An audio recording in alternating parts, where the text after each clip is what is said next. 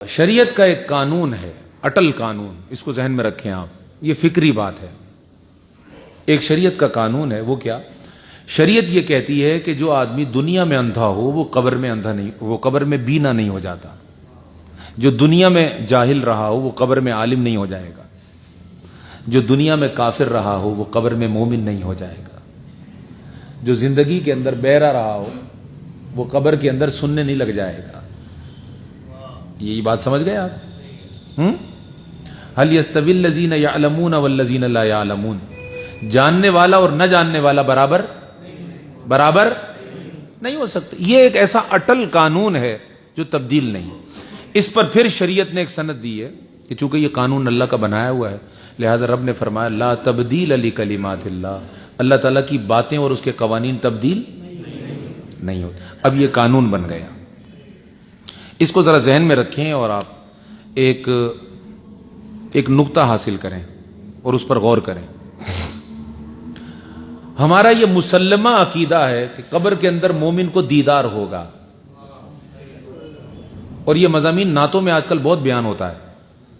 قبر میں سرکار تشریف لائیں گے، قبر میں سرکار کی زیارت ہوگی۔ اہل سنت کا یہ متفقہ عقیدہ ہے کہ وہاں قبر کے اندر ہمیں زیارت بالعین ہوگی، آنکھوں کے ساتھ ہوگی۔ یہ ہمارا متفقہ عقیدہ ہے۔ اس کا جو انکار کرتا ہے وہ گمراہ ہے، وہ شریعت سے بے خبر ہے، جانتا نہیں۔ فرشتوں کے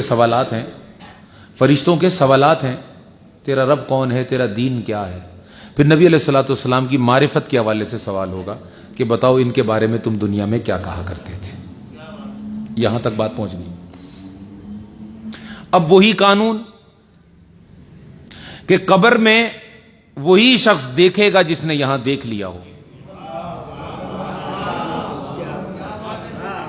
قبر میں کافر مومن تو ہو نہیں جائے گا، قبر میں یہاں کا جو اندھا ہے وہاں بینا ہو نہیں جائے گا۔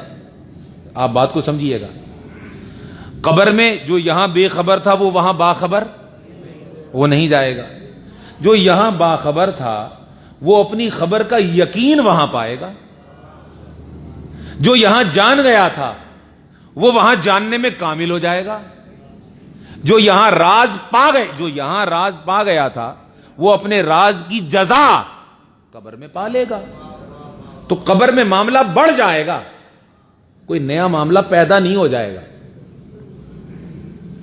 بنیاد تو یہیں پڑے گی، وہاں پھل ملے گا۔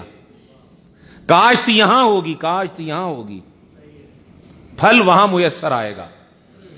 اعلی حضرت رحمت اللہ علیہ نے فرمایا، اس مقام پر فرماتے ہیں چونکہ بنیاد یہاں ڈالنا ہے اور جزا وہاں ملنا ہے، اس لیے انہوں نے کہا آج لے ان کی پناہ، آج مدد مانگ ان سے، کل نہ مانیں گے، قیامت میں اگر مان گیا۔